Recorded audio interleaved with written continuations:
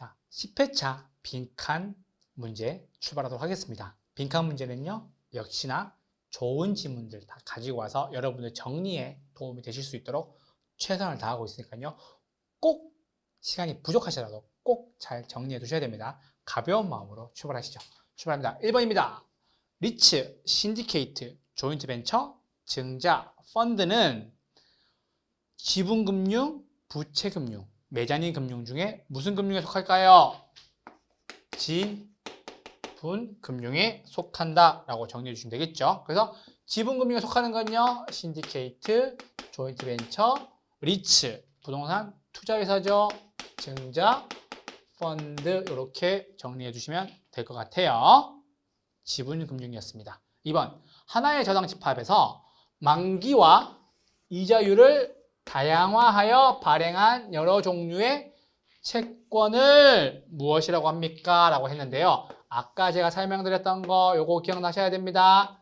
3년에 4%, 잠시만요. 3년에 4%, 4년에 5%, 5년에 6%, 만기에 몇 프로? 요거 10% 했던 거. 요 그림 생각나셔야 돼요. 그래서 만기와 이자율을 다양화하여 발행한 여러 종류의 채권을 뭐라고 얘기한다고요? CMO, 다계층 채권이라고 한다라고 하시면 됩니다.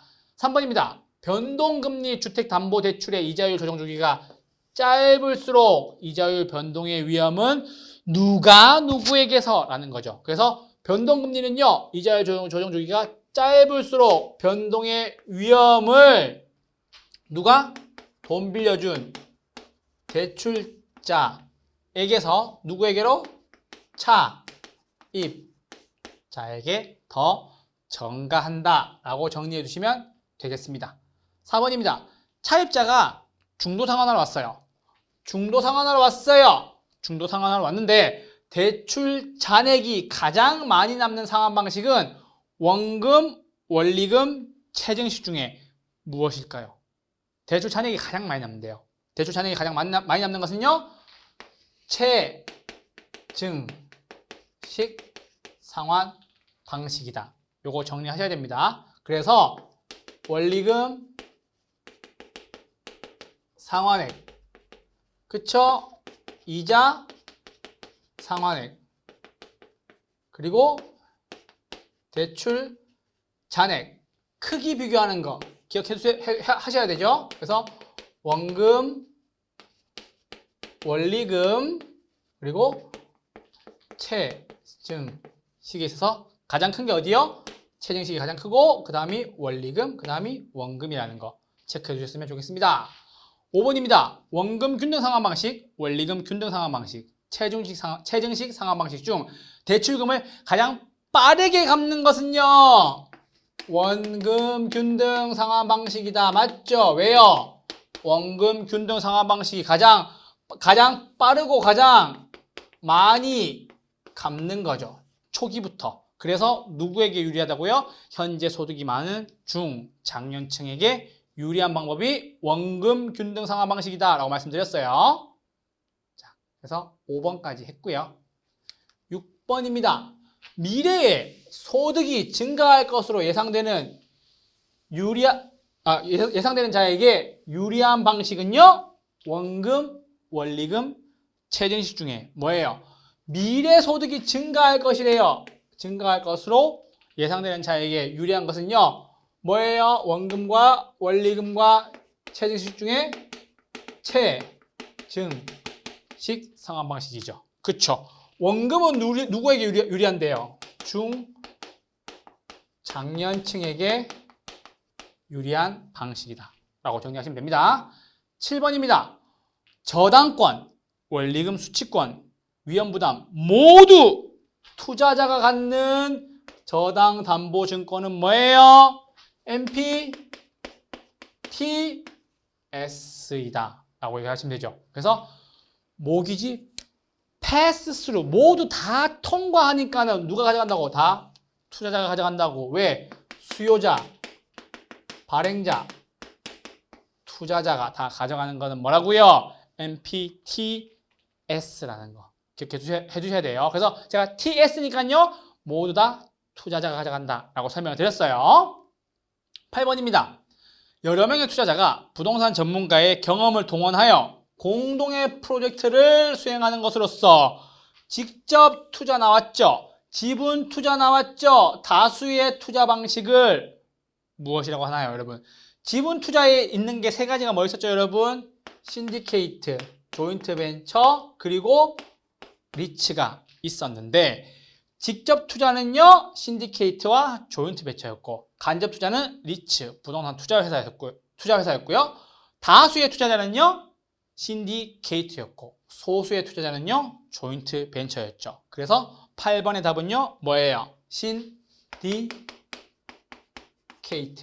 즉 합동조합이라고 얘기도 하죠. 그래서 직접 투자, 지분 투자, 다수의 투자 지분 방식을 우리는 신디케이트라고 한다 라고 정리해 주시면 됩니다.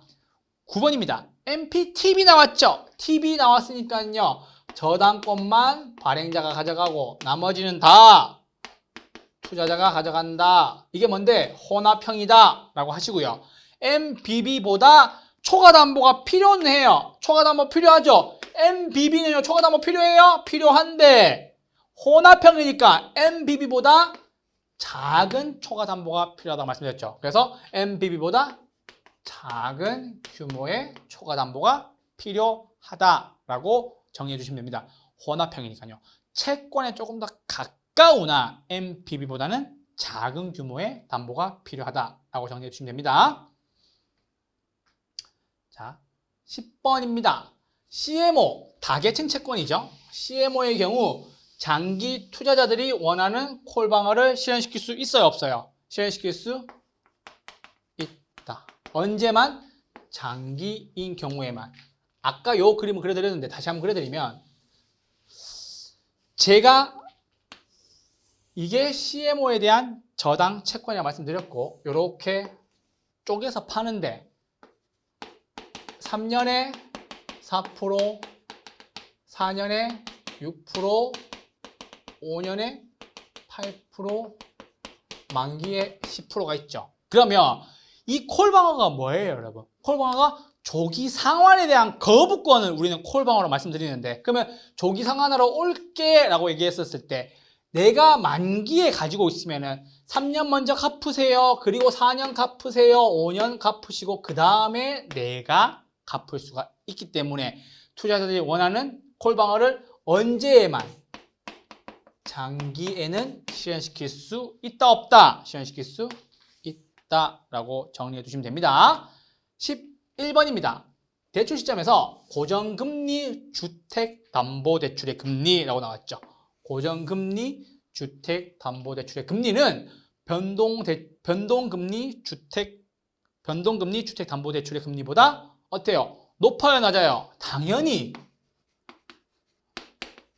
높다라고 정리하시면 되죠. 왜요? 시장에 대해서 적응할 수가 없으니까, 시장에 대해서 대처하기가 힘드니까 당연히 그렇겠죠. 그래서 고정금리가 변동금리보다 대출 시점에 금리가 더 높다라고 정리해 주시면 됩니다. 마지막입니다.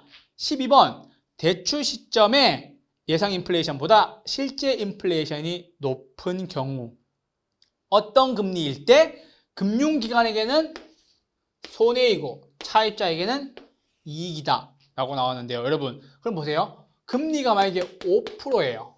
우리가 예상을 했었을 때 6%로 올라 버렸어. 이게 뭔데요? 실제 인플레가 어떻게 됐어요?